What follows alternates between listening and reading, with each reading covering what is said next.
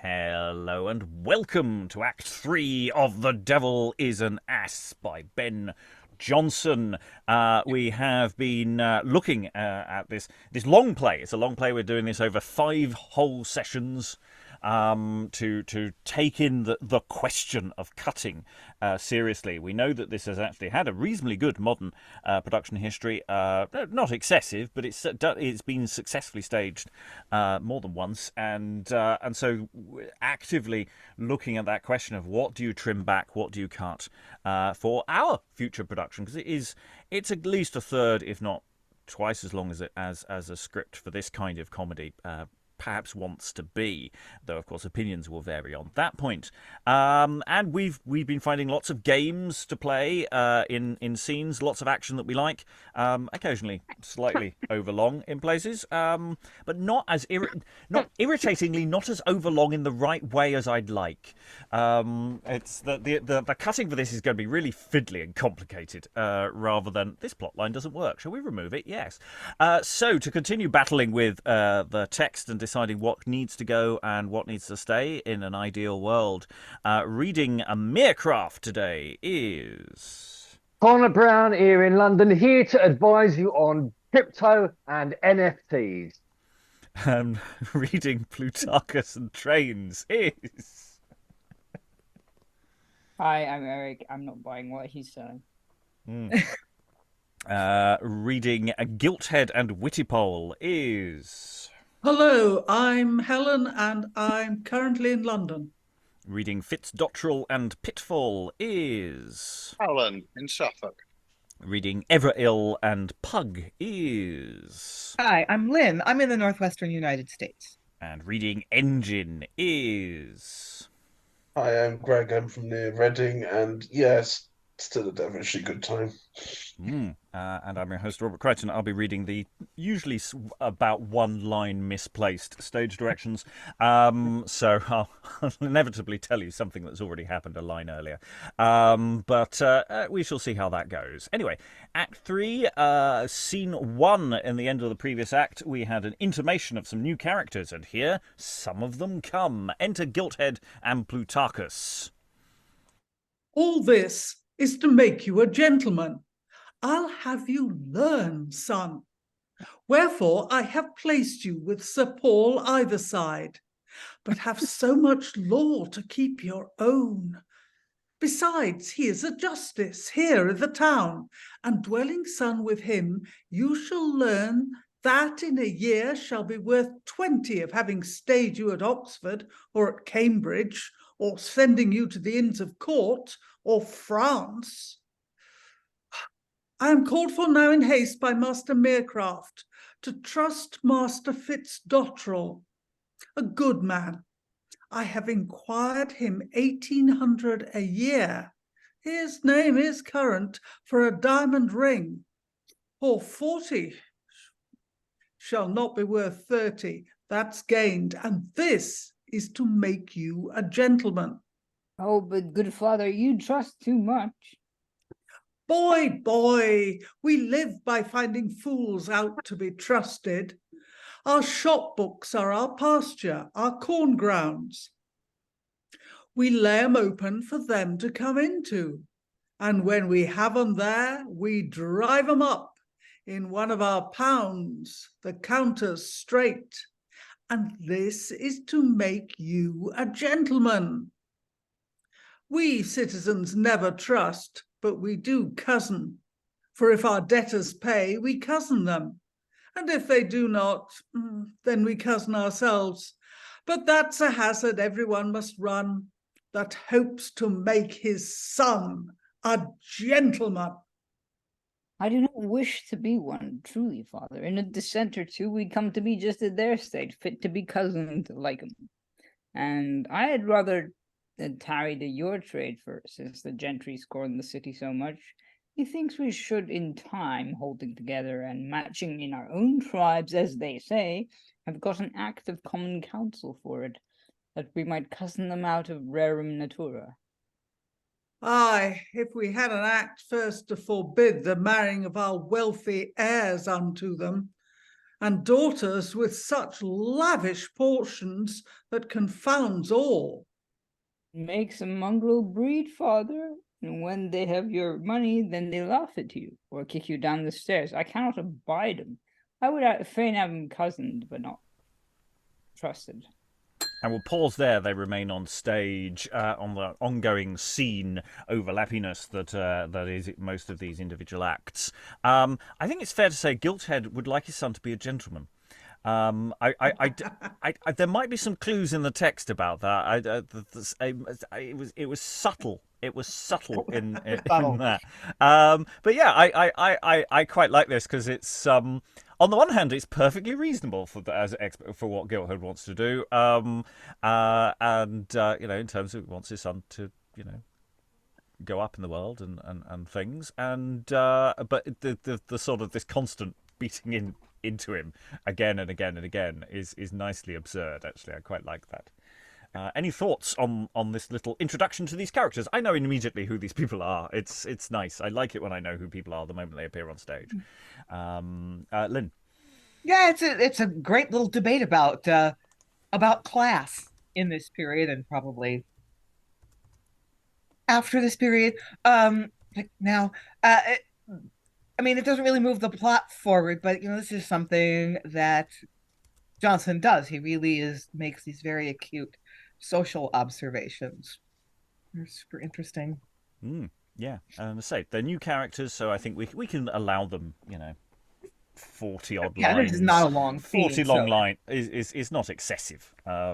It's I might trim one or two lines out, but I don't think I'd hack anything there. Helen.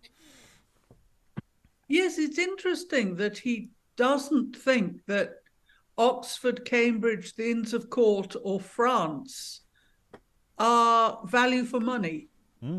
It's not uncertain whether he doesn't think they'll make him into a gentleman or whether he thinks they'll cost more too than much. they're worth. Yeah. Yes. So those are the ways of education: the Inns of Court, Oxford, Cambridge, or foreign travel. Yeah.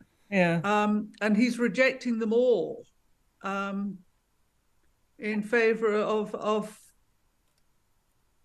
with a local knight who's also a justice. Presumably going to him in service. Yeah. But he's quite open about he lives by finding fools. Yeah. And this, of course, is incompatible with honor, which is what a gentleman has. Okay, well, we've introduced those characters. Let's integrate them into the plot. Act 3, Scene 2. Enter to them Merecraft and Fitzdottrel. Oh, is he come? I knew he would not fail me. Welcome, good Gilthead. I must have you do a noble gentleman a curtsy here. In a mere toy, some pretty ring or jewel of 50 or 60 pound, make it 100 and hedge in the last 40 that I owe you and your own price for the ring. He's a good man, sir, and he may have him a great one. He is likely to bestow hundreds and thousands with you, if you can humour him. A great prince he will be shortly. What do you say? In truth, sir, I cannot. It's been a long vacation with us. Of what, I pray thee? Of wit or honesty? These are your citizens' long vacations. Good father, do not trust them. Nay, Tom, Gilthead, he will not buy a curtsy and beg it. He'd rather pay than pray. If you do for him, you must do so cheerfully. His credit, sir, is not yet prostitute. Oh, who's this? Thy son? Pretty youth. What's his name? Plutarchus, sir. Plutarchus? How came about that? That year, sir, that I begot him, I bought Plutarch's Lives and falls in love with the book, as I call my son by his name, in hope he should be like him and write the lives of our great men. In the city? And you do breed him there? His mind, sir, lies much to that way. Why, then he's in the right way. But now I rather get him a good wife and plant him in the country, there to use the blessing I shall leave him.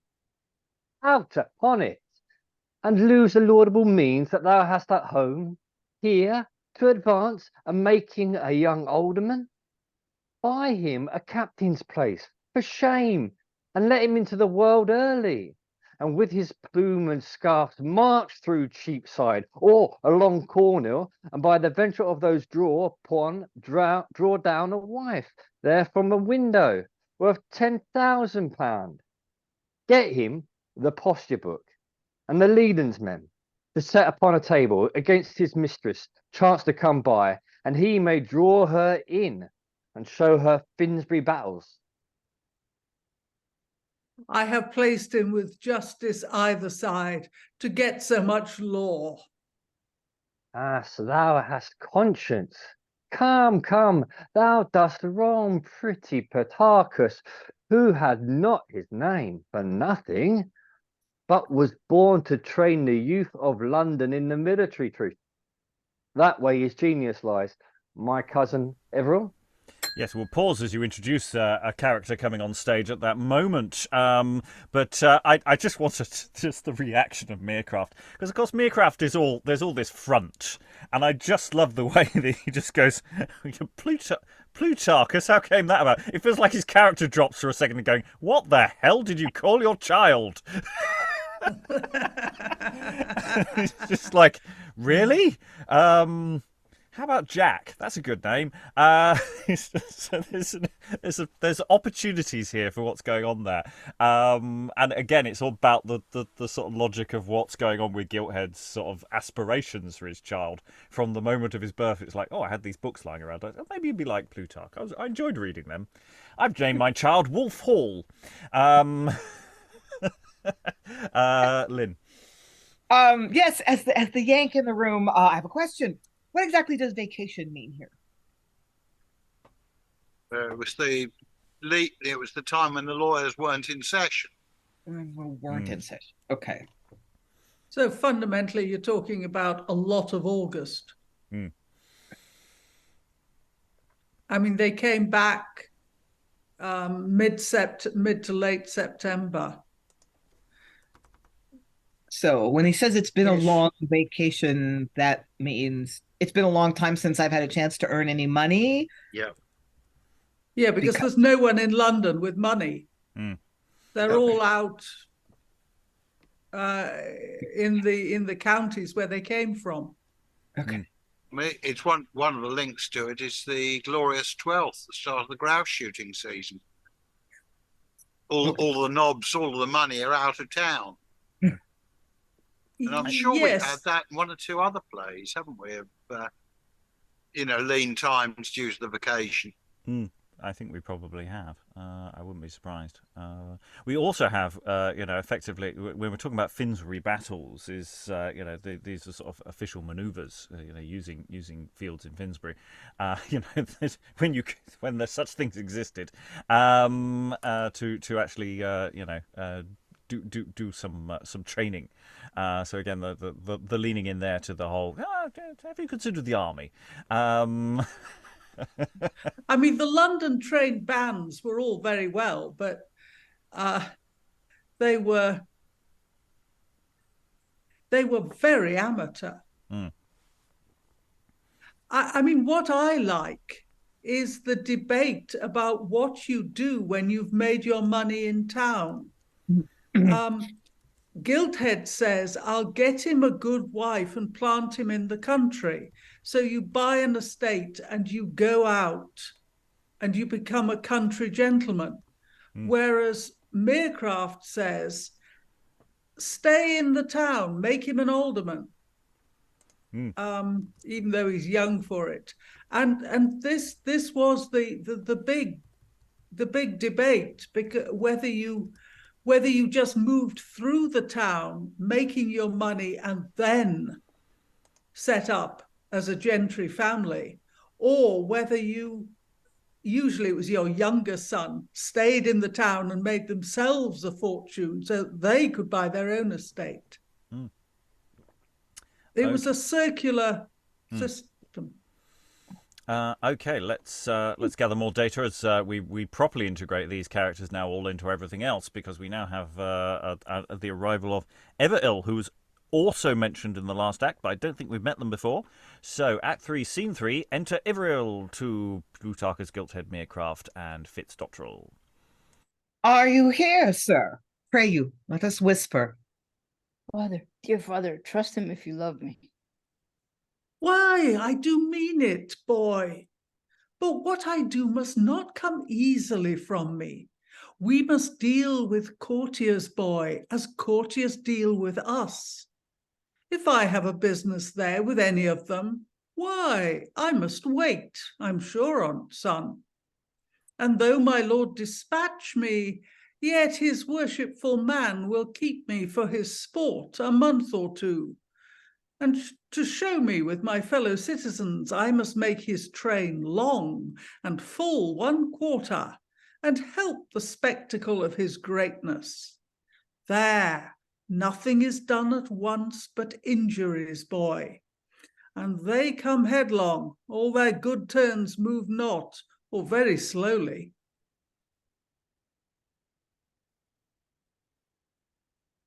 Yet, sweet father, trust him. Well, I will, I think. Come, you must do it, sir. I am undone else. And your Lady Tailbush has sent for me to dinner, and my clothes are all at pawn. I had sent out this morning, before I heard you were come to town, some 20 of my epistles, and no one returned. Why, I had told you on this. This comes of wearing scarlet, gold lace, and cutworks.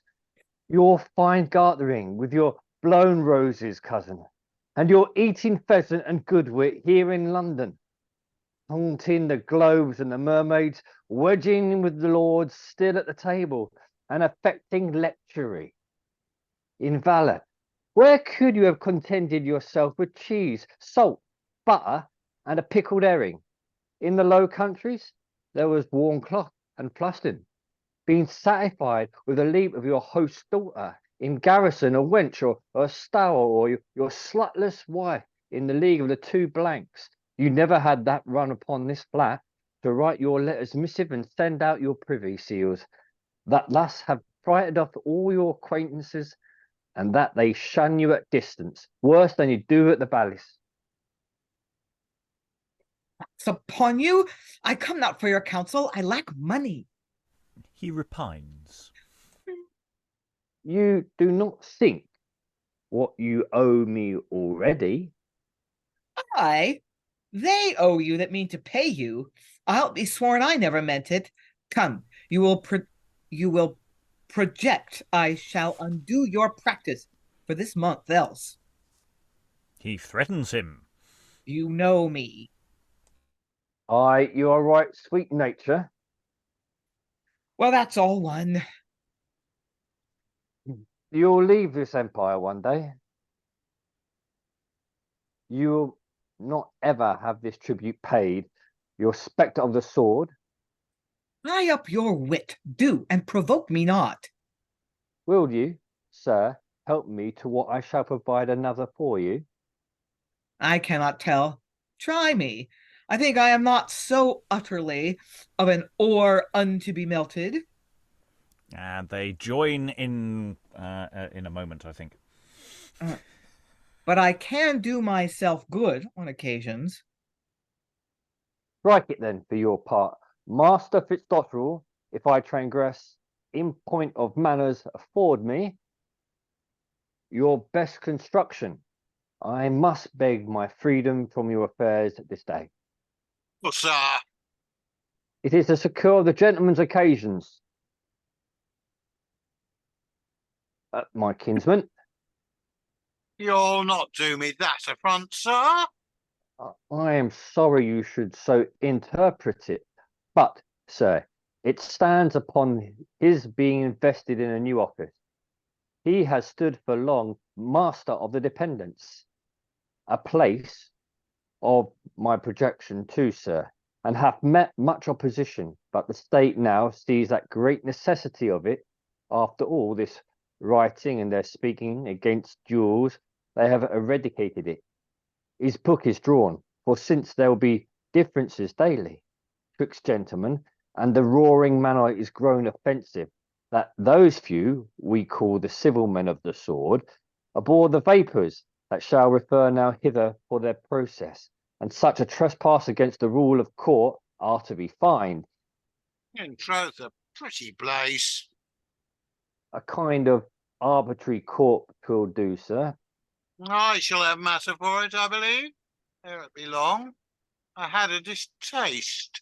But now, sir, my learned counsel, they must have a feeling they'll part, sir, with no books, without the hand gout or be oiled, and I must furnish, if it be to money to be straight, I am mine, mint and exchequer, to supply all. What's it, £100?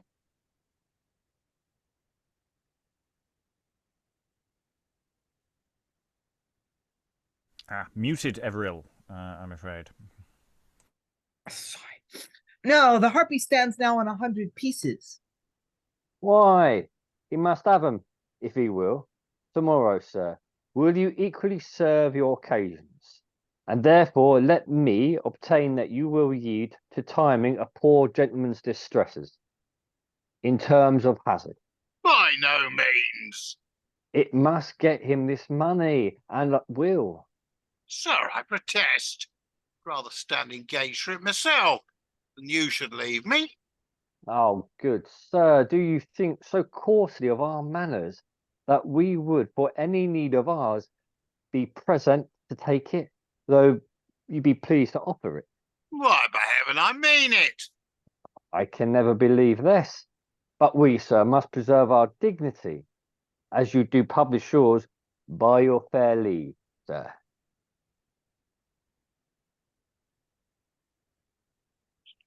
He offers to be gone. As I'm a gentleman, if you do offer to leave me now, or if you do refuse me, I will not think you love me. Sir, I honour you, and with just reason, for these noble notes of the nobility you pretend to. But, sir, I would know why. A motive, he a stranger, you should do this? You'll mar all with your fineness. Why, that's all one. It were, sir, but my fancy. But I have a business that perhaps I'd have brought to his office. Oh, sir, I have done then, and if he can be made profitable to you. Yes, and it shall be one of my ambitions to have it the first business. May I not? So you do mean to make it a perfect business? Nay, I'll do that, assure you. Show me once. Sir, it concerns the first be a perfect business, for this our own honour. Aye, and the reputation too of my place. Why do I take this course else? I'm not altogether an ass, good gentleman. Wherefore should I consult you? Do you think to make a song on't? How's your manner? Tell us. Do satisfy him. Give him the whole course. First, by request or otherwise, you offer your business to the court wherein you crave the judgment of the master and the assistants. Well, that's done now. What do you do upon it? We, straight sir, have recourse to the spring head, visit the ground, and so disclose the nature, if it will carry or no.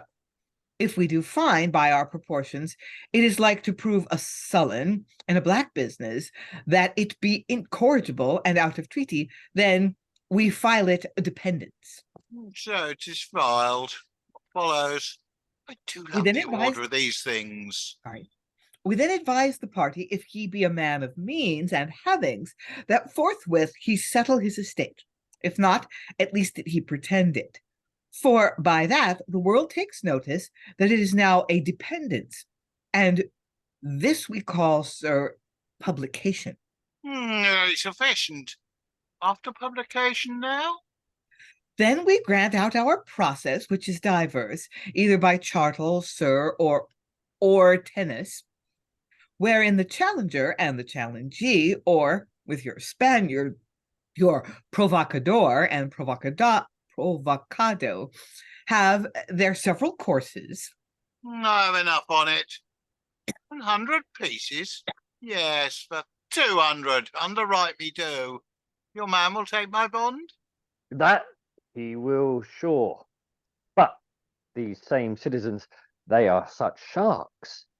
There's an old debt of 40. I gave my word for one is run away to the Bermudas. And he will look in that, or he will not do. Whispers Fitzdottrel aside. Why, let him. That and the ring and 100 pieces will all but make 200. No, no more, sir. What ready arithmetic you have. Do you hear? And then Gilthead whispers to Gilthead. A pretty morning's work for you, this. Do it. It shall have £20 on it. 20 pieces. Good father, do it. You will hook still? Well, show us your ring. You could not have done this now with gentleness. At first, we might have thanked you, but groan and have your curtsies come from you like a hard stool and stink. A man may draw your teeth out easier than your money. Come, we're a little Gilthead here. Be better a nature. I should never love him. That could pull his lips off now. And he pulls Plutarchus by the lips. Was not thy mother a gentlewoman? Yes, sir. And went to the court at Christmas and St. George's Tide, and lent the lordsman chains? Of gold and pearl, sir. I knew thou must take after somebody. Thou canst not be else. This was no shop lock. I'll have thee captain of Gilthead and march up and take in Pimlico and kill the bush at every tavern. Thou shalt have a wife, if smocks me mount. Boy, how now? You have there now some Bristow or Cornish counterfeit? You would put upon us? And yes, we're going to pause there because there's a lot of stuff going on, and I think we should just try and pull it together. Because one of the problems with this scene is, of course, it's a con. And so some of it is deliberately bamboozling, which is not helpful when you're already a little bamboozled by some of the stuff. There's a lot of whispering to different people, which isn't properly laid out in the script. And so some of those stage directions I'm reading after you're already whispering to a certain person. So what we've got going on here, I think, is obviously you've got Fitzdottrel is looking both to secure his land, the land deal that they've been talking about earlier, but he's also trying to get this this ring, and of course they're trying to say to Gilthead, have you got something a bit rubbish that you can sell this guy? I think that was what was literally just happening just this second now. I have to say, this is currently an act where I'm feeling there's a lot more editorial work to make this clear. I think some of it is context-based. I think some of this is in performance, being able to spin it enough. But it's also the act where so far I'm going, oh, I'm struggling to follow moment by moment what's going on here. Thoughts in the room? Alan? Yeah, I think actually at pace and with people on the stage, you could actually make this work. You've got Fitzdottrel, who's basically the chump, and all these others who have got their own scams running, all effectively partially working together, but also working against one another in some places. And I think it could well come to life on the stage, but as you say, it needs an awful lot of additional notes in terms of who's doing what with whom. Yeah, you get that impression that Merecraft, once again, is sort of grabbing bodily people and swinging them around to bamboozle them and over here, and then he whispers to someone, and of course he's got his other people working behind the scenes as well. We've got Everill, who we've not really been properly introduced to, who's doing some stuff there as well. It's all a bit of a jumble, but I think you're right. I think you can run this in without cutting anything or changing too much. I, however, think I probably would in the process of getting on his feet. Helen. Yes, this new government department of dependencies does seem to have a lot in common with the circumlocution office. Yes. And but nevertheless, every now and then, I mean, the terms are all right. You bring a course to publication. It's either by cartel or ore tenus. I mean, ore tenus is something which is a verbal process which doesn't leave a document and is absolutely infuriating for the historian. And all the way through, there are elements of reality.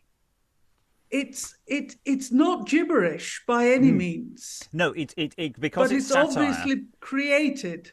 Yeah, because it's satire, it's based on bureaucracy that exists, but it's being pushed to the nth degree. And I get the impression that Fitzdottrel is there with a notebook because he's saying, I'm fascinated by the process. He's actually genuinely interested. At which point you get the impression Merecraft is getting more and more elaborate and over the top, and Everill is sort of just going, you're overplaying it. Because he has that line, "You'll mar all with your fineness." He's going, yeah, over gilding the lily here. Move on. Alan. Yeah, I must admit, the more we get from Merecraft, the more I'm thinking of the guy who used to work the market at Petticoat Lane, selling a 42-piece dinner service arranged up his arm. He's keeping all the plates in the air. These are well organised grifters here. I mean, that's what we've got. And I say, you're right that it's not so much that everybody's conning everybody else, but not everybody is fully in on what is going on. They don't know all the pieces.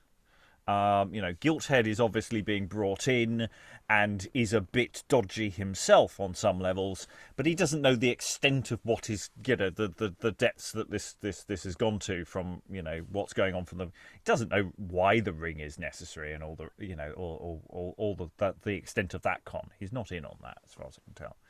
I could be wrong there. Helen. I wasn't entirely sure why Plutarchus was so keen. Is it because he is a natural Del boy? Or is it because one of the others is encouraging him to encourage his father? Yeah, he wasn't initially. Did he sort of turn around at some point? Something happened. Yes, because originally he was saying, that this is dangerous. This isn't going to work well. But suddenly he gets the bit between his teeth, and he's desperate for Gilthead to invest. I think you see it. And pulling Plutarchus by the lips. What is that? That's a fascinating moment. I don't really know precisely. Is it like checking horses' teeth? I mean, what's going on there? Answers on a postcard. I'm seeing if I've got any. No. The gloss I've got on that does not explain it. It just sort of reiterates that it happens. Thanks for that. Was not my mother a gentlewoman? Yes, sir. That's sort of all I can see is that that there's some sort of physical business there that is inherent. I'm not sure. I think Gilthead is brilliant on the problems of dealing with the great. That the great men will say, yes, sure, no problem. But the great men's servants will make you run through hoops because they have the control of what actually happens. Who has access to the great men, right? Like who? Yeah. Yeah. But but they're the ones who have to be fed and placated and waited on.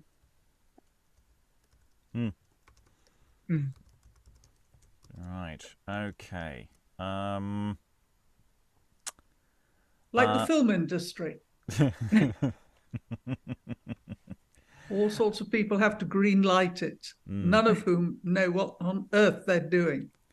Nobody knows anything. Yeah. No. Very true of the theatre as well. I'll ask Merecraft, just to go back a couple of lines. Go from how now you are now some Bristow stone. So you're turning to Gilthead and saying, you've got something we can use, haven't you?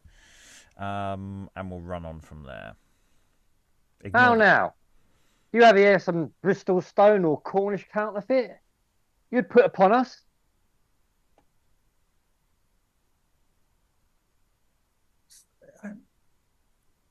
Sorry, did I dance you around too much?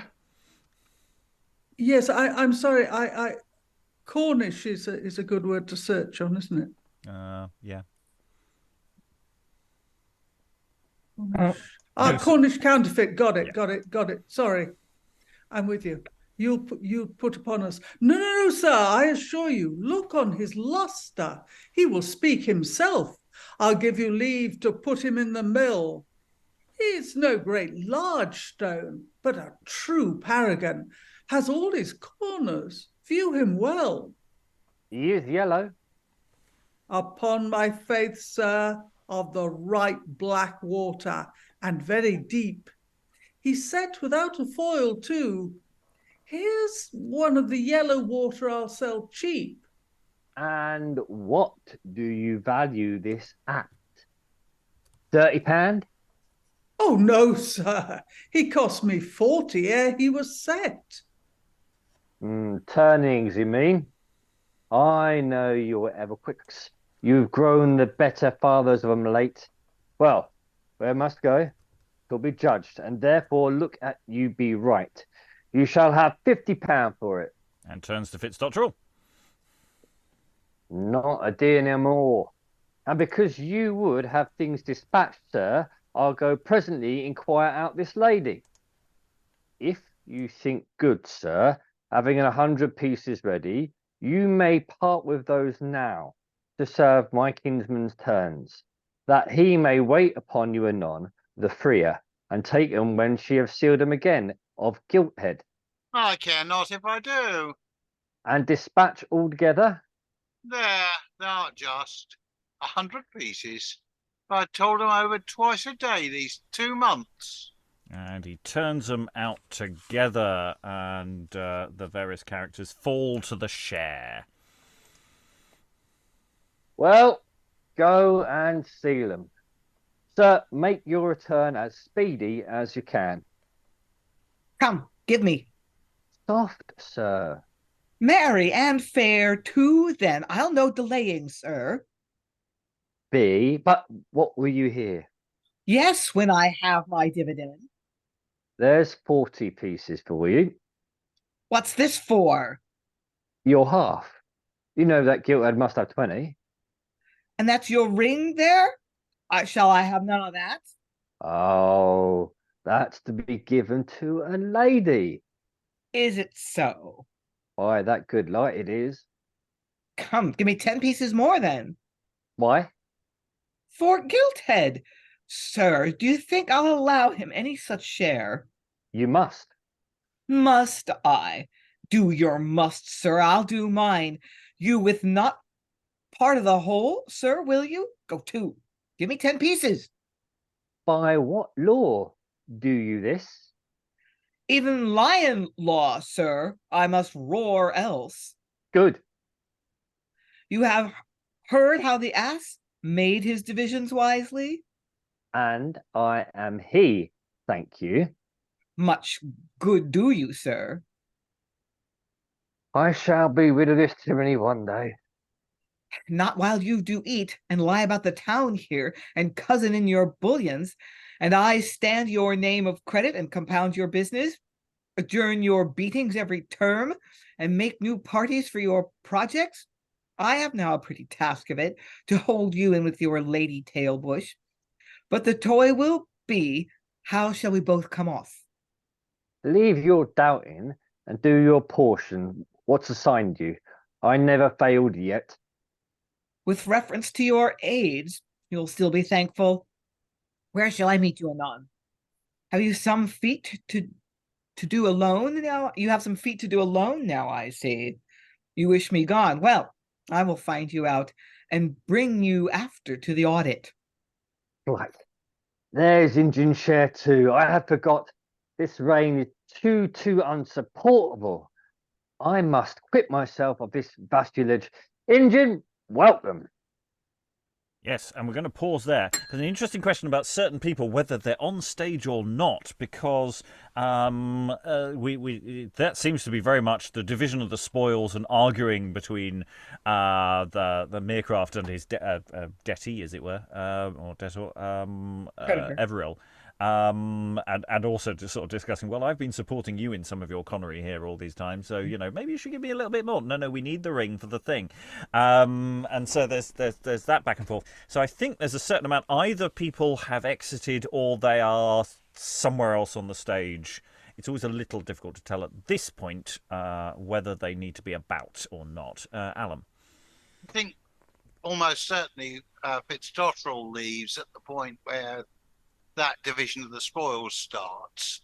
And I just wonder, in fact, where he turns them out together means effectively Fitzdottrel ushers the other four out of the room so that it's a slight change of locus. In other words, they're in the corridor outside or in an ante-room having this argument over the division of the spoils.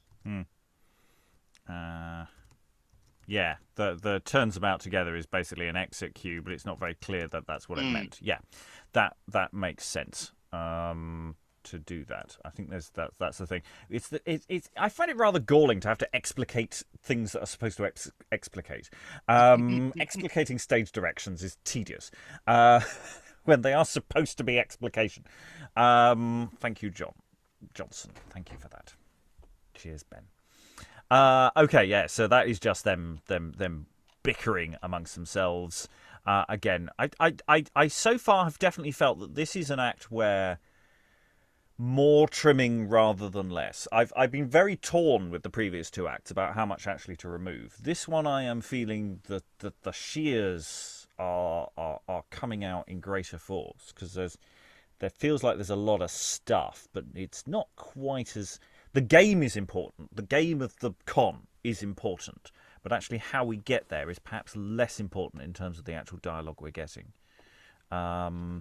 Any thoughts on that before the con continues, presumably, in the next scene? Feel free to cut as much as Merecraft as you like. Jesus, he's going, isn't he?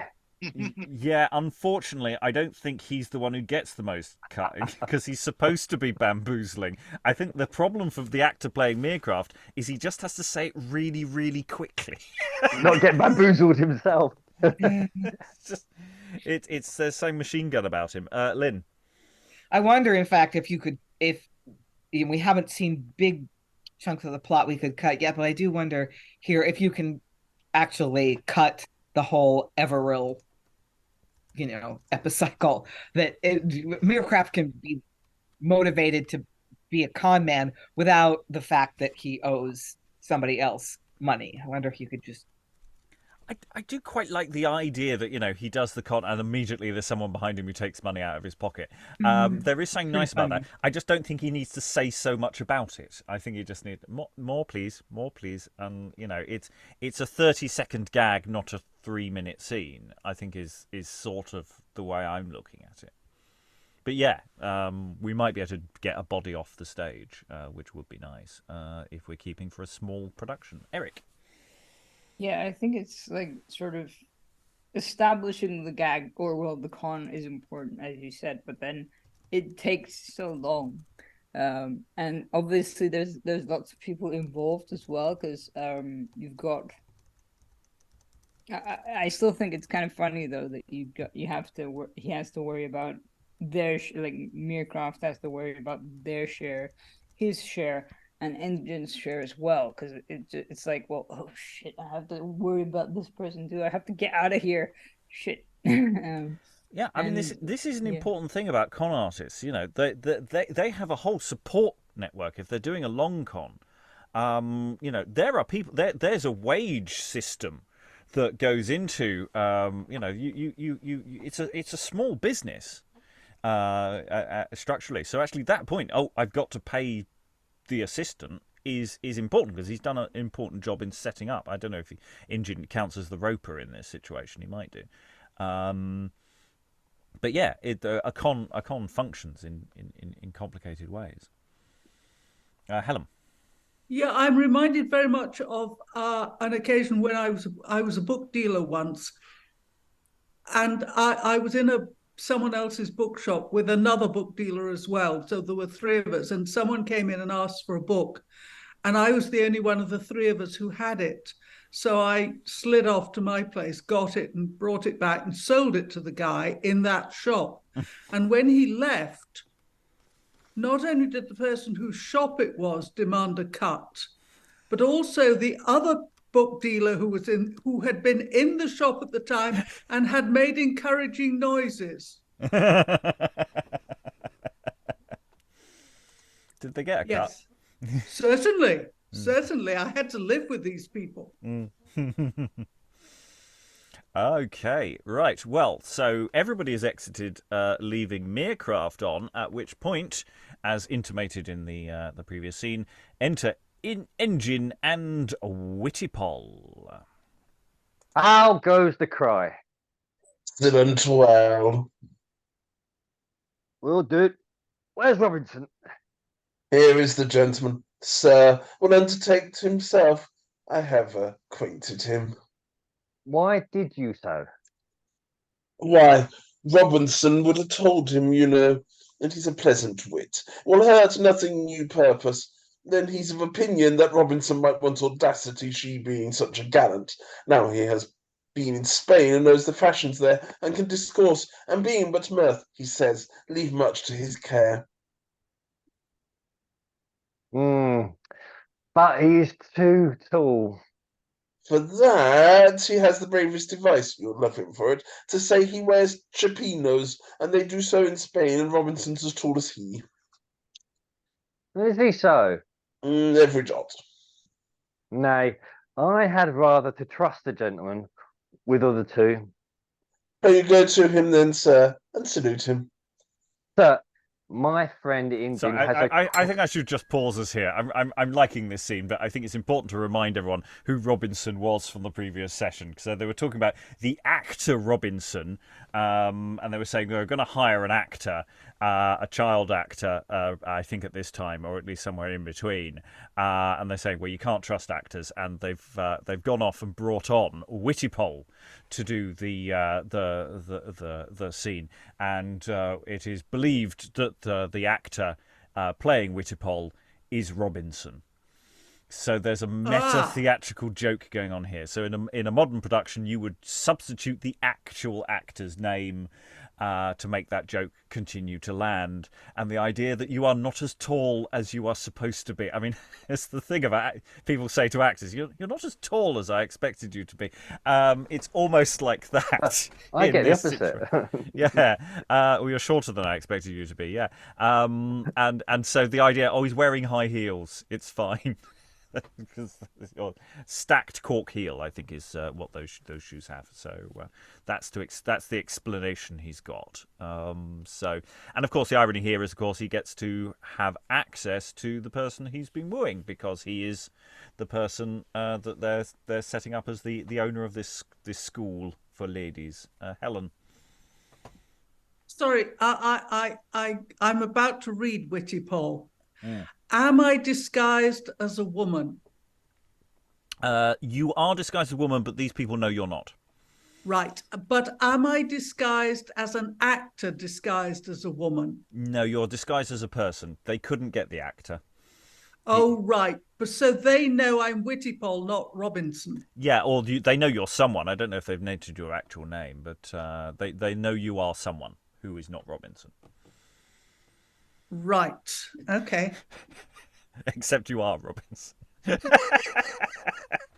Oh, meta theatre. How we love thee. Okay, so once again, turn to Merecraft. Turn to him with Sir, my friend. Sir, my friend Injin has acquainted you with a strange business here. A merry one, sir. The Duke of Drowned Land and his Duchess. Yes, sir. Now, that the conjurers have laid him by, I have made bold to borrow to him a while. With purpose, yet to put him out, I hope, to his best use. Yes, sir. For that small part that I am trusted with, put off your care. I would not lose to do it, for the mirth will follow of it. And, well, I have a fancy. Sir, that will make it well. You will report it so. Where must I have my dressing? At my house, sir. Oh, sorry. Yeah, that's all right. At my house, sir. You shall have caution, sir, for what he yields to sixpence. You shall pardon me, I will share, sir, in your sports only, nothing in your purchase. But you must furnish me with compliments to the manner of Spain, my coach, my guardaduena. Injin's your provider, but, sir, I must now, I have entered trust with you for thus far, secure still in your quality, acquaint you with somewhat beyond this. The place designed to be the scene for this our merry matter, because it must have countenance of women to draw discourse and offer it is hereby at the Lady Pale Bushes. I know her, sir, and her gentleman usher. Master Amler? Yes, sir. Sir, it shall be no shame to me to confess to you that we poor gentlemen that want acres must for our needs turn fools up and plough ladies. Sometimes to try what glebe they are, and this is no unfruitful piece.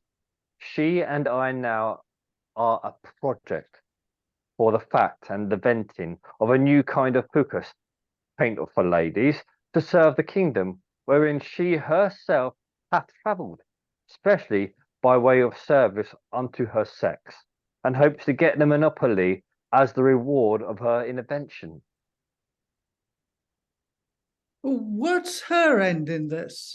Merely ambition, sir, to grow great and court it with the secret, though she pretends some other, for she's dealing already upon caution for the shares, and Master Ambler, he is named examiner for the ingredients and the register of what is vented, and shall keep the office.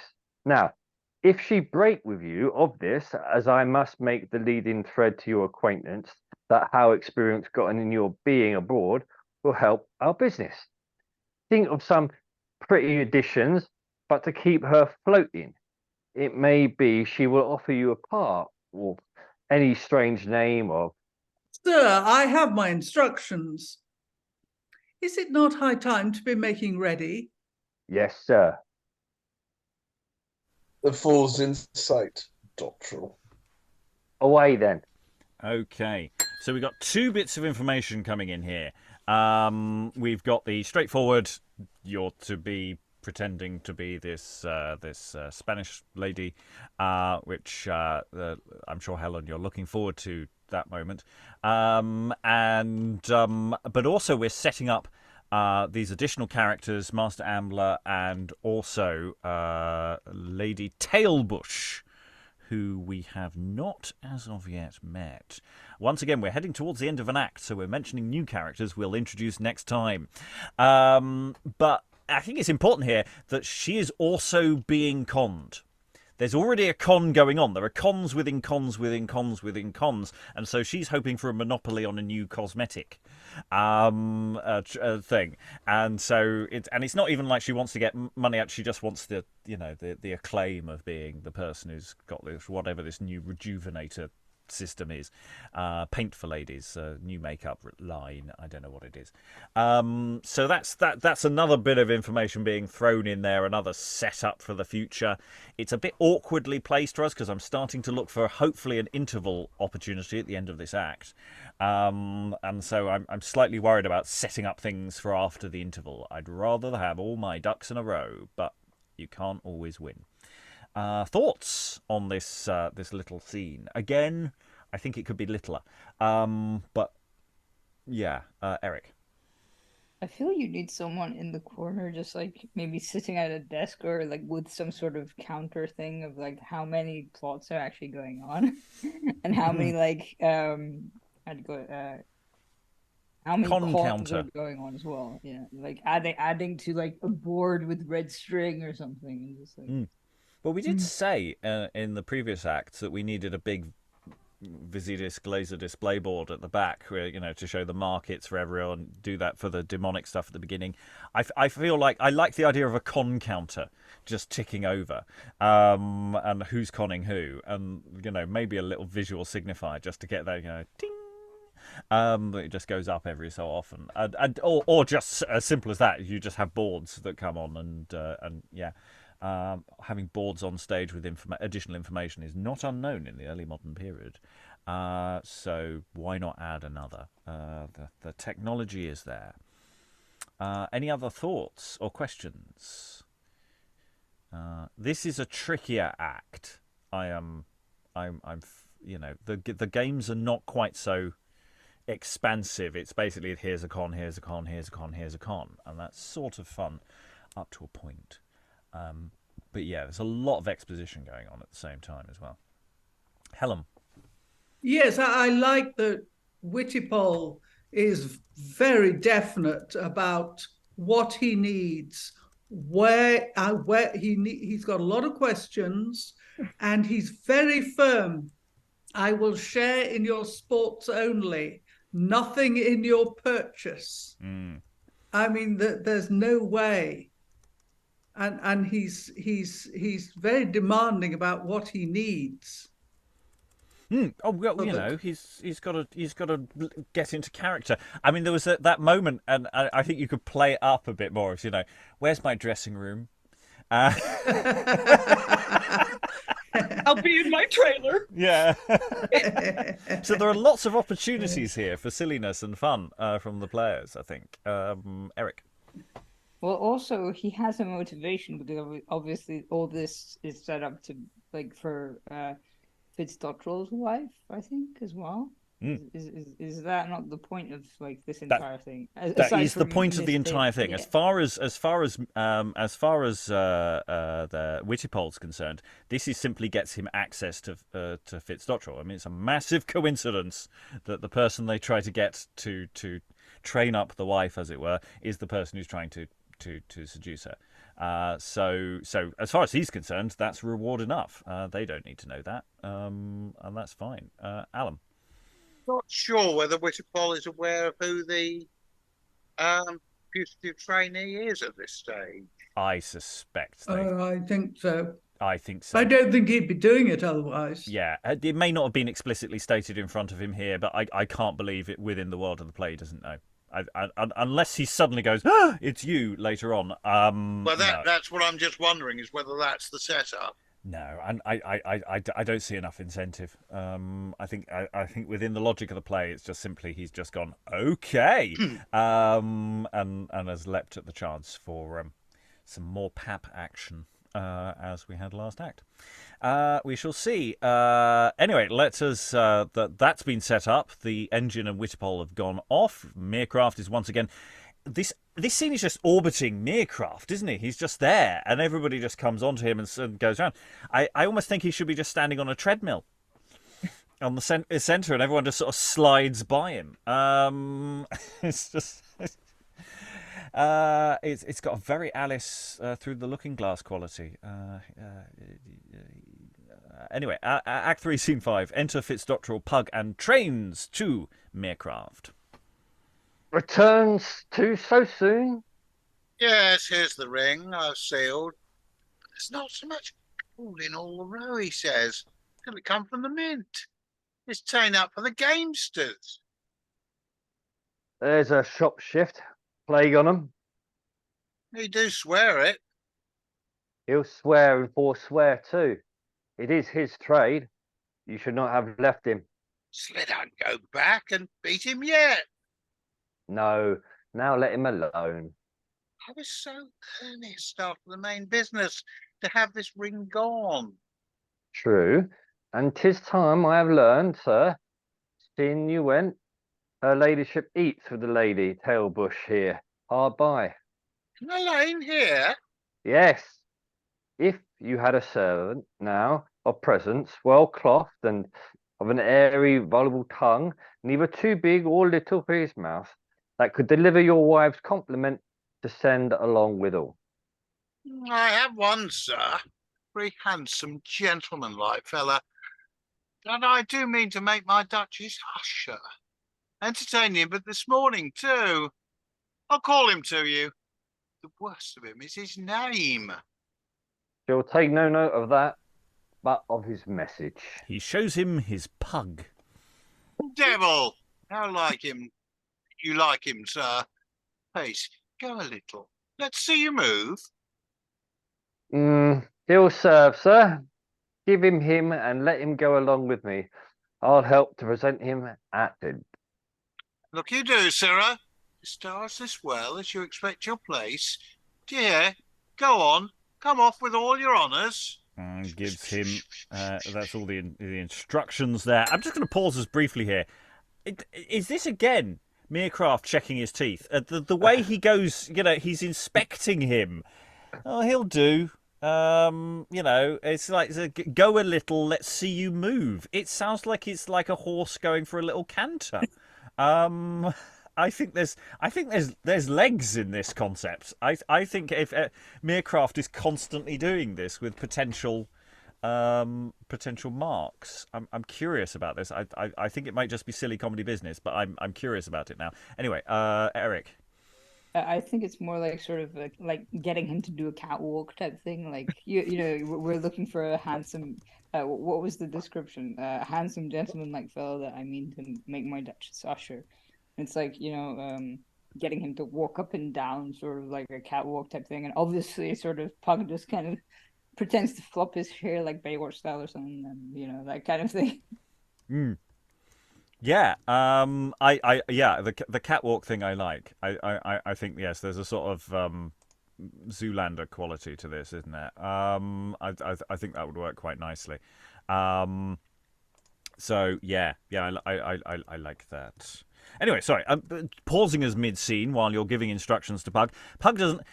It's quite a fun scene, I think, for Pug, in the sense Pug doesn't have to say anything. Pug just has to react to things happening. And it's great. You don't have to learn any lines, and you just you get to upstage everyone. So I think that's a license to print money.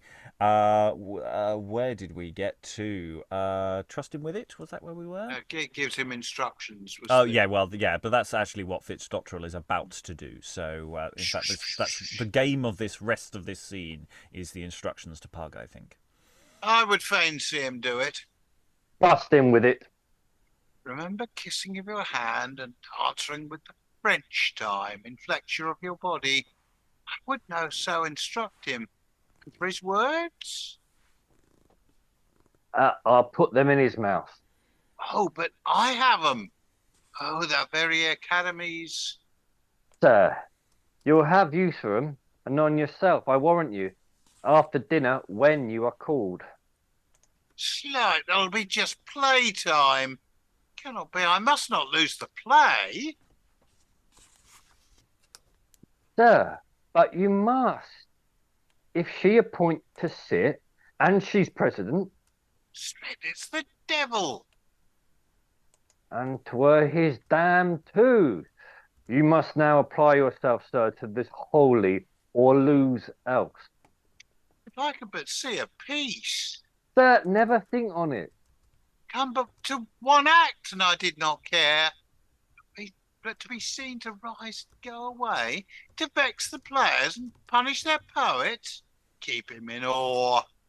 But say that he be won with not be awed, but laugh at you. How's then? That he shall pay for his dinner himself. Perhaps he would do that twice rather than thank you.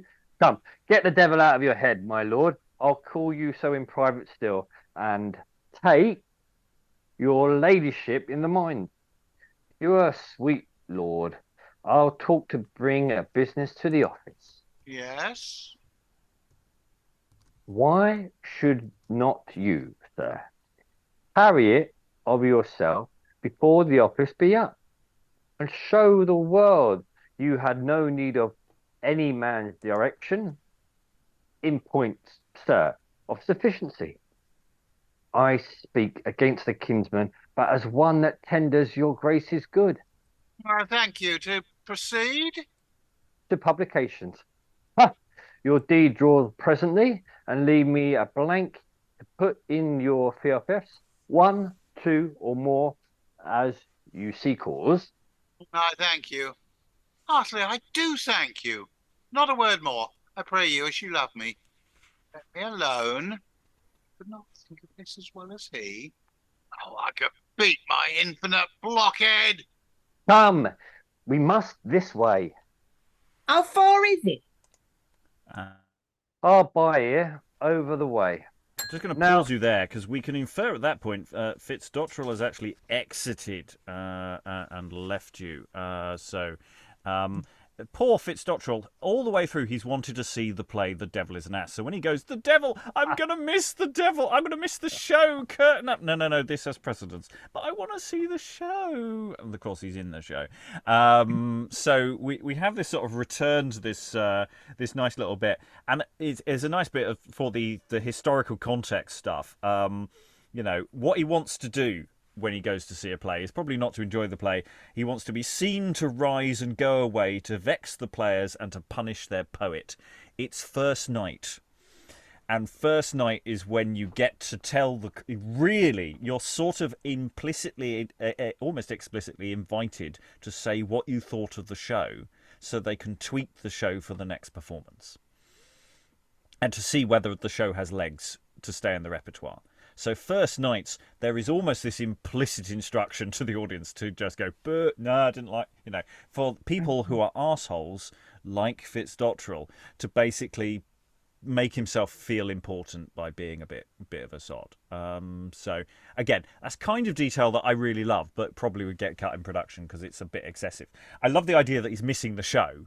That gag could stay, but the stuff that follows it is probably excessive. Alan.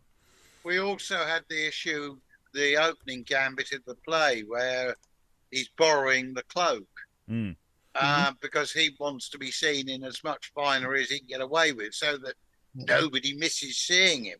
Yeah. And this is the thing. The whole plot of this play is based around that cloak. He wants to go to the play. He needs to get the cloak to see the plays. So he does the thing with Wittipol for his wife, which means that all of this cascades from that one decision at the beginning of the play. And that's what's so really nice and neat about it, which is why those callbacks on some level are really important, because it all keeps tying back.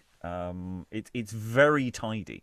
We have just returned in that scene to Merecraft pushing Fitzdottrel to the next step of the con, you know, the next bit of paperwork, to publications, you know, all this stuff, and you know, so they just keep mentioning that this plot line is going on. I don't think any of that is structurally important, actually. I think it's just important that they keep the thing spinning in the air about the land. I think that's all that matters there. I could be wrong. It could have been vital. Anyway, reason I paused was to just say Fitzdottrel has exited at that point, angry with himself, and Merecraft is left to talk to Pug. So let's go from Merecraft, come we must this way, as he sets up Pug for his instructions. Come, we must this way. How far east? Hard by here, over the way. Now, to achieve this ring from this same fellow, that is to assure it before he gave it. Though my Spanish lady be a young gentleman of means, and scorn to share, as he doth say. I do not know how such a toy may tempt his ladyship, and therefore I think it best be assured. Sir, be the lady's brave we go unto, Oh, yes. and shall I see him and speak to him? What else? Have you your false beard about you, Trains? Yes. And is this one of your double cloaks? The best of them. Be ready then, sweet Pitfall. Yes, we'll very briefly pause there. We've got a false beard. Trains carries a false beard with him at all times, obviously. Okay. Have you your false beard? It's not like, can you get one, have you got your false beard with you? Oh yes, sir. I always have it with me. It's one of the hook-on ones. It's very good. And your double cloaks. I'm assuming that's one with different linings, so you can swap it around. So if you're trying to lose someone, you can suddenly change your disguise in an instant and put on the beard, and you're suddenly someone else.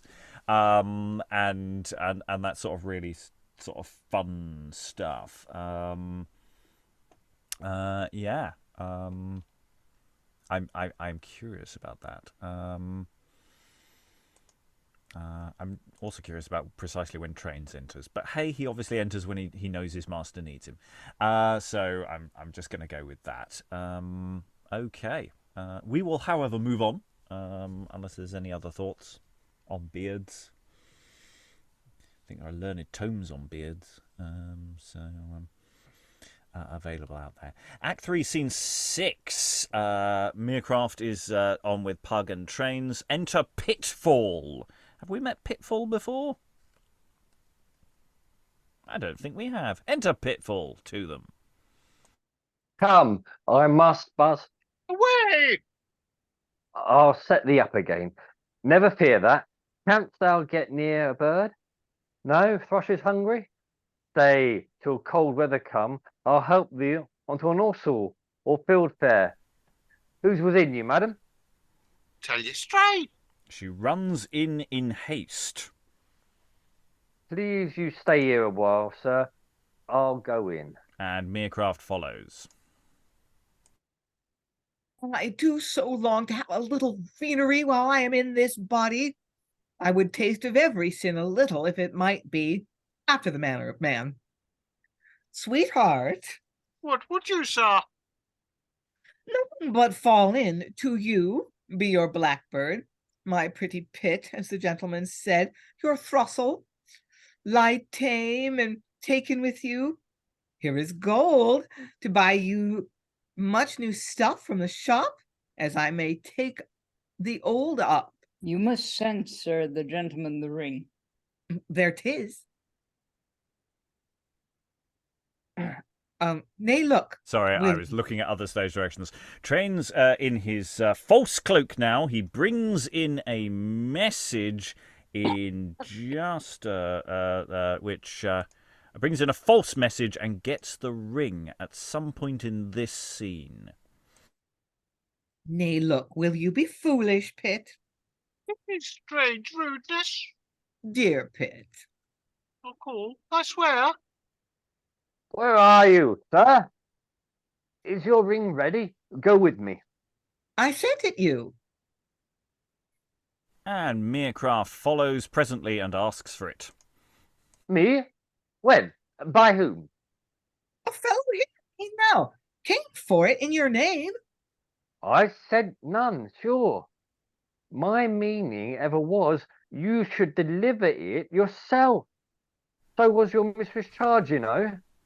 And enter Trains as himself again. What fellow was it? Do you know him? Ew, but now he has it. Saw you any trains? No, I. The gentlewoman saw him. Inquire. I was so earnest upon her, I marked not.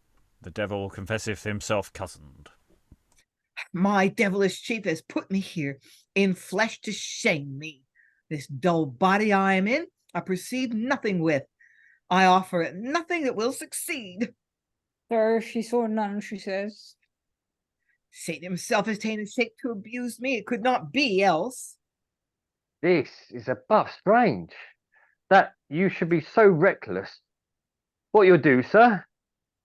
How will you answer this when you are questioned? Run from my flesh if I could put off mankind. That's such a scorn, and will be a new exercise for my archduke. Woe to the several cudgels must suffer this back. Can you no succours, sir? Alas, the use of it is so present. I ask, sir, credit for another, but till tomorrow. There is no such time, sir. But, however, the lady is a noble lady, and will, to save a gentleman from check, be entreated to say she has received it. Do you think so? Will she be won? No doubt, for such an office, it will be a lady's bravery and her pride. And not be known on it after unto him. That were a treachery. Upon my word, be confident. Return unto your master. My lady president sits this afternoon. Has taken the ring, commends her services unto your lady duchess.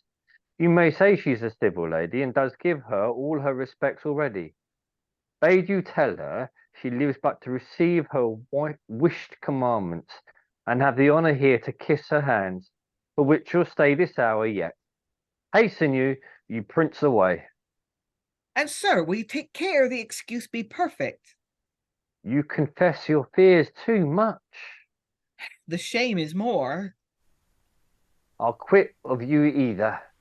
And they exit. Again, on the page, an incredibly confusing scene of things happening. So Pitfall, as some sort of distraction for Pug, then Trains comes in, gets the ring in disguise, immediately comes on as himself again. Pug doesn't recognise him.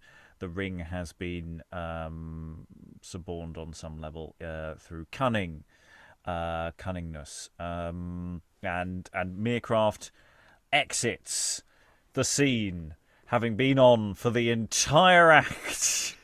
I hate to point out, you literally come straight back on again in the next act. Which is how we know there must be an interval between acts, because that's not a thing. Elsewhere, Alan.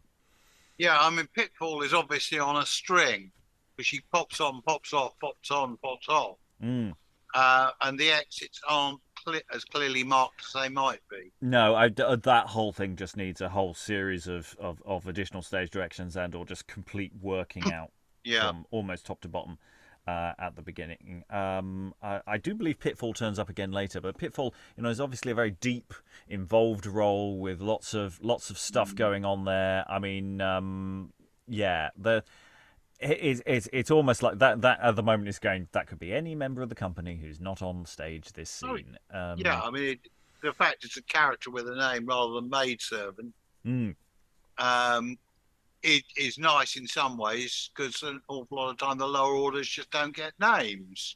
Yes, but a lot of these names in this play especially are sort of leaning into that sort of morality play tradition of, they all have sort of semi-emblematic names in various places. Everill doesn't sound like a trustworthy person. Pitfall is literally Pug's pitfall, downfall for this at this particular moment.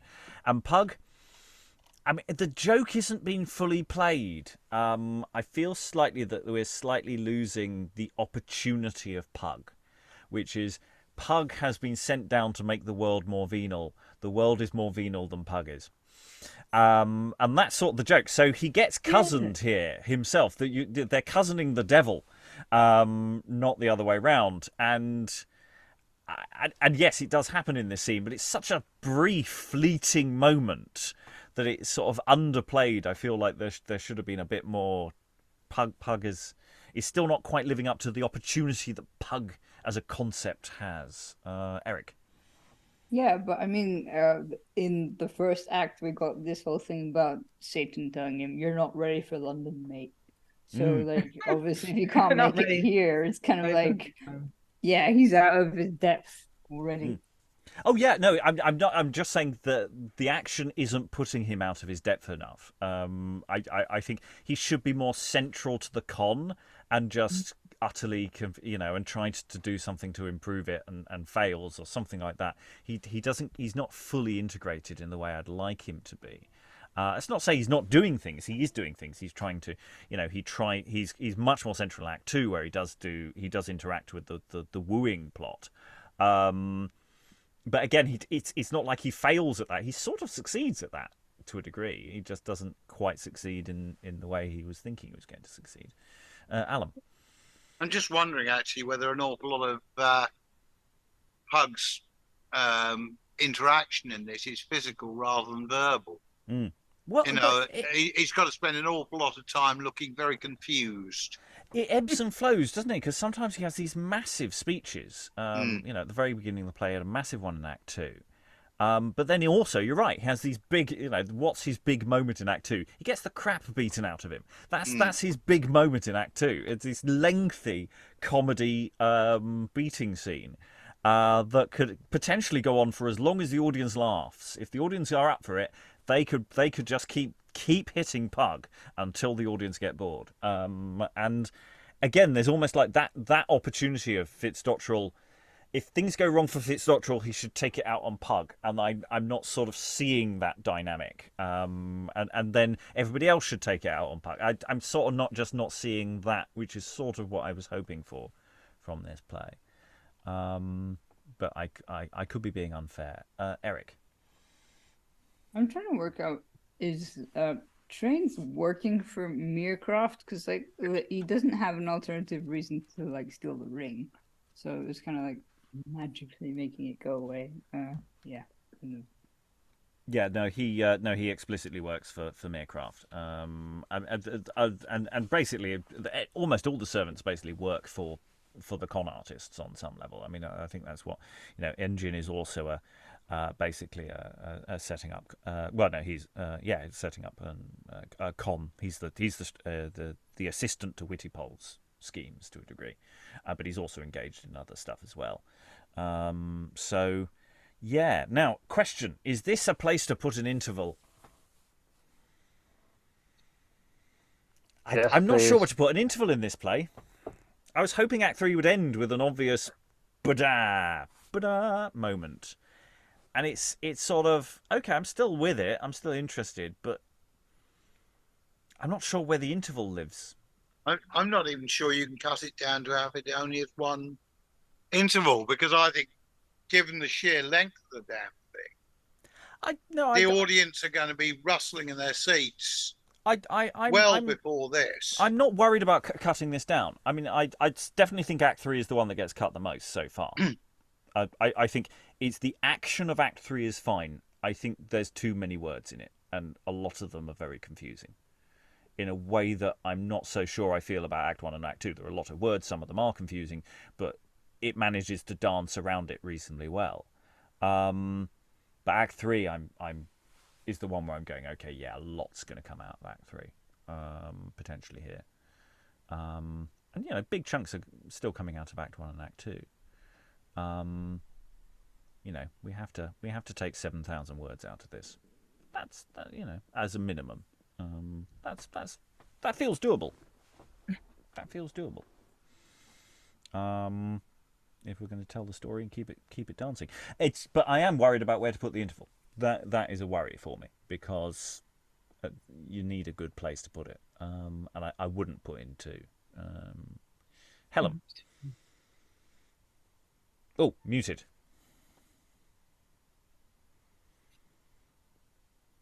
I was thinking of the beginning of Act 3, Scene 4, when you start to get the Spanish lady, always assuming that the Spanish lady is a major part of Act 5.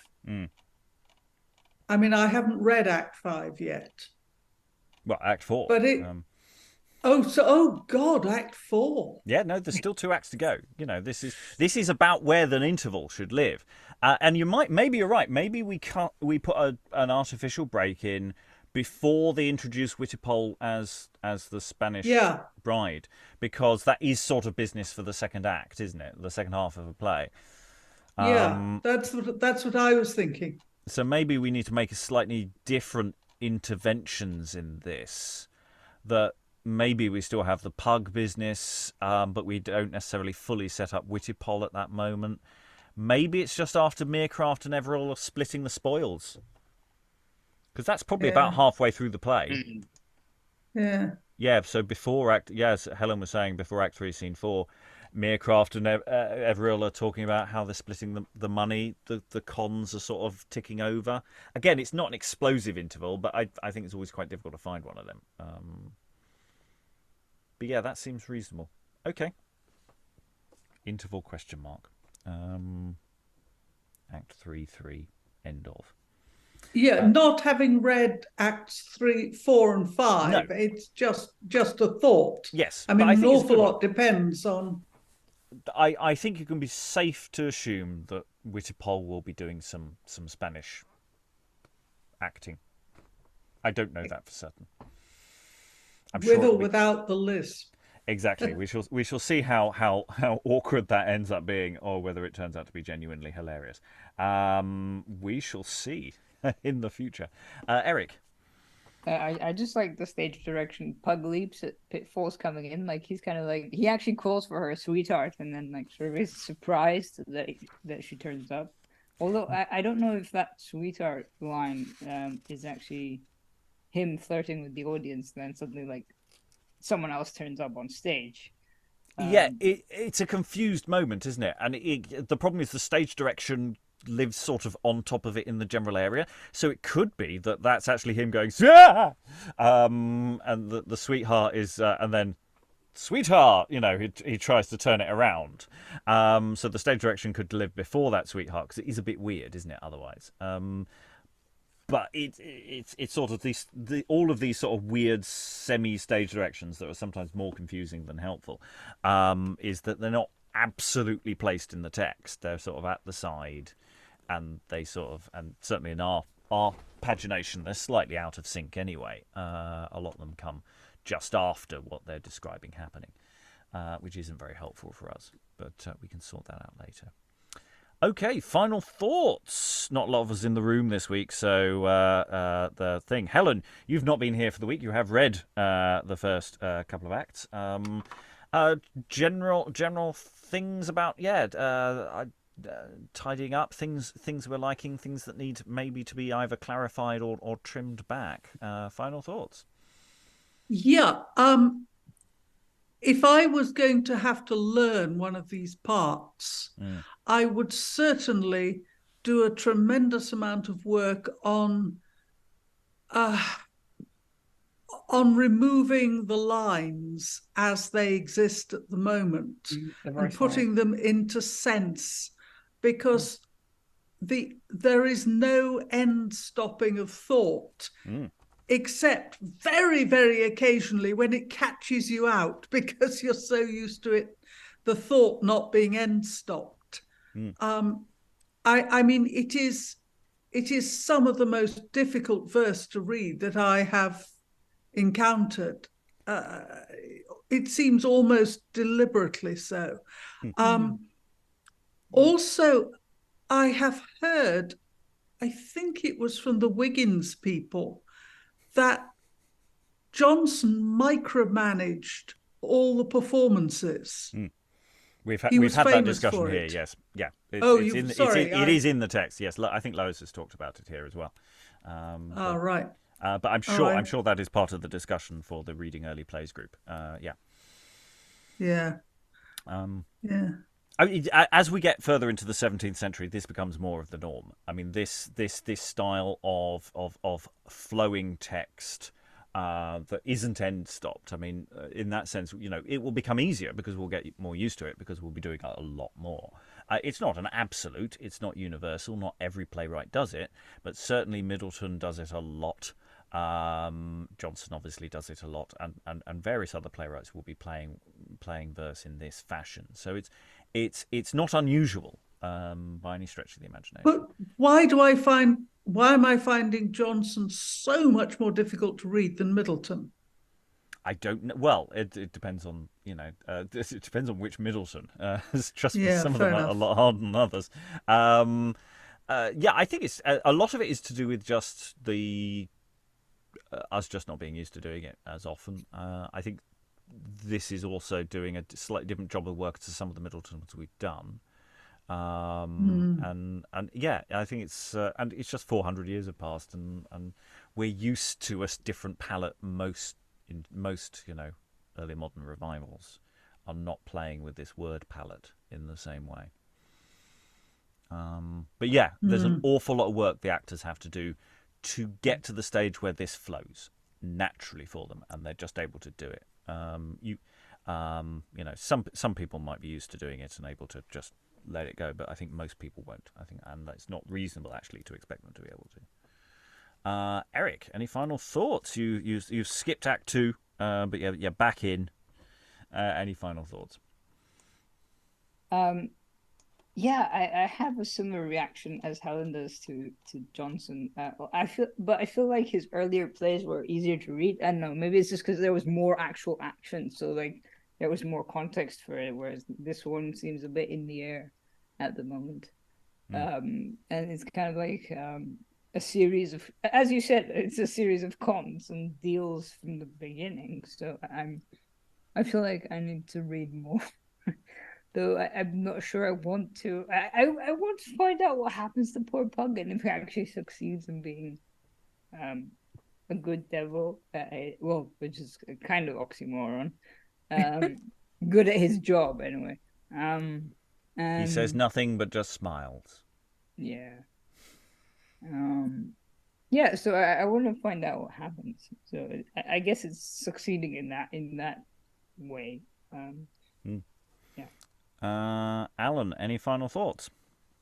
Yeah, I mean, in some ways, I think Act 3 almost could sit alone as a one-act play with the backstory stuff that was so laboriously dealt with in Acts 1 and 2. An awful lot of that you don't actually need, I think, to appreciate the explication of the multiple scams, and you could almost make a one-act play just out of that one act,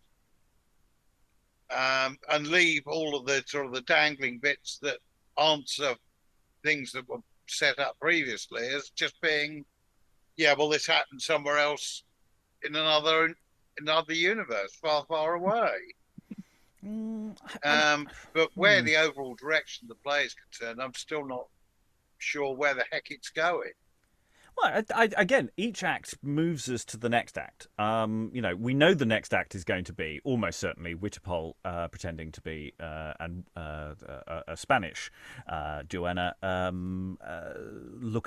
wooing Francis. I mean, I think we assume that's where that primary thing, and they'll just keep nudging Fitzdottrel closer and closer to bankruptcy, and in terms of committing himself to this non-existent scheme, and Pug is going to get embarrassed in some way. That's been set up this act. Every act sets up the next act. I don't quite see, because this act doesn't resolve anything, and it does draw on stuff from previous acts. I mean, each act is self-contained up to a degree, because this act orbits Merecraft constantly, and that's structurally quite interesting. But it is dependent on the previous acts, and it doesn't resolve anything. It's setting up constant. Nothing is ever resolved in this play, actually. It's constantly setting up the next thing to be resolved, the next act.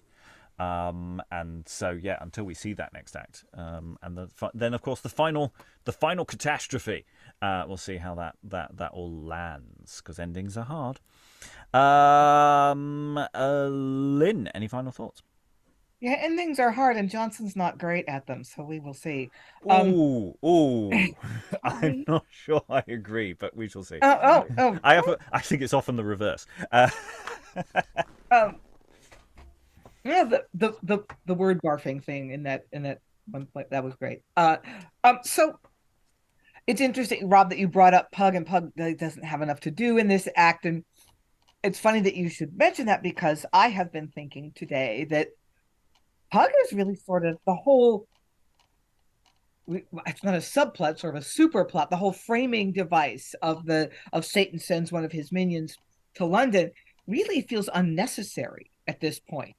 I mean, people are venal and corrupt and shitty enough without the devil even there. So structurally, it feels extraneous. It feels almost like an afterthought. So that's something to keep in mind in a production. Like, how do you make Pug and how do you make Pug's mission in London feel integral and feel necessary? And do you actually have him on stage following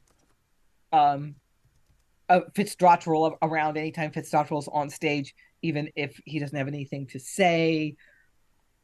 Yeah, it's such a fun conceit. It's such a fun idea that Satan sends a devil to London to stir up trouble, and it's like there's nothing you can do to make it any worse than it already is.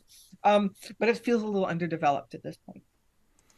Yeah, because I mean, he's sort of it's it's the play. The devil is there. I mean, I suppose the point of the play again is the world is more venal than Pug can ever make it. So he's just there going, my God, these people are awful. But it's not quite playing that card heavily enough, which is sort of frustrating, because it is there. The conceit is there. But I mean, in a production, of course, we might be able to make more of that, because again, it's this thing. Pug is there, but he's not saying anything. I mean, you have that the setup where Satan says, "No, Matt, you're not ready for the big time. We're going to send you to the provinces because London is too much for you." So yeah, but then the fact that Pug drops out basically for such a big chunk of time, a little disappointing. Yeah, Connor, the entire act has orbited around you. How do you feel? Being in the centre of so much business. I really enjoyed that. It was good fun. Thank you very much. I mean, yeah, it's a great piece for an actor to get their teeth into, and it's so interesting because the previous couple of acts, he wasn't as big a character, it seems, from my memory. So I'm intrigued to see which character takes center stage for the next act and then the next act. And as Helen said with the writing, it's just hard to get your thought through the line because you can't quite read it in the way that you think you're reading it. It's how to cut it again. Good luck. Just good luck. Yeah, I mean it's slightly different today. I think today, the last couple of days has been I've not wanted to cut a lot of it. I really love this stuff. Whereas here I am much more going, okay, I kind of just want this stuff to happen faster. I like the idea of this act. I just don't think it quite is as engaging as it wants to be in terms of the actual text. I think we can just sort of fill it out, but it's a fiddly job. It's not a straightforward. We don't need this scene or this act. It's all necessary. It's all leading to the next thing. That watchmaker thing, I think Lynn's have said before. This clockwork. You can't take a cog out, and you've just got to shave the edges of the cogs. Hope that it's still. I don't know. So. One to figure out for another time. I mean, that was interesting. That whole thing was centered in the one. I imagine it's like he's in an office, in his office at his desk, and he's got two receptionists with two different entrances. And it's literally, so-and-so's here, sir. So-and-so is here, sir. Just in and out to keep it flowing. Because it needs that kind of pace and that kind of physicality with it. I can see Merecraft on the end of several telephones all at the same time. There's lots of potential there, and I think that the potential is still there from the last couple of acts. It's just that this is a longer job than the previous two acts, where I think I could probably cut stuff. I might regret cutting some of it, but I don't think I damaged the flow of the action. Whereas here, you could really damage the flow of the action if you don't do it right. Right, well, we have got to the end of that. We have two more acts to go. which we will look at in a future session. For us, it's days will pass before we come back to this, but for you, it will be. Well, it's probably days as well. Depends on the release schedule, but but we will return to The Devil is an Ass Act 4 in the future. And if you're interested in the future and you'd like to read a play with us, you can always join us online. We read these several times a week, and there are sign-up forms on our website, beyondshakespeare.org. There's always a new sign-up form for each month available, assuming that we are in season. Occasionally we do take breaks, but there is always the option for the future to join us. And you too can be one of us in a little rectangle on a screen on YouTube. All that remains to thank all these wonderful readers for all their wonderful reading. Thank you very much, everyone, and goodbye. Where must I have my dressing?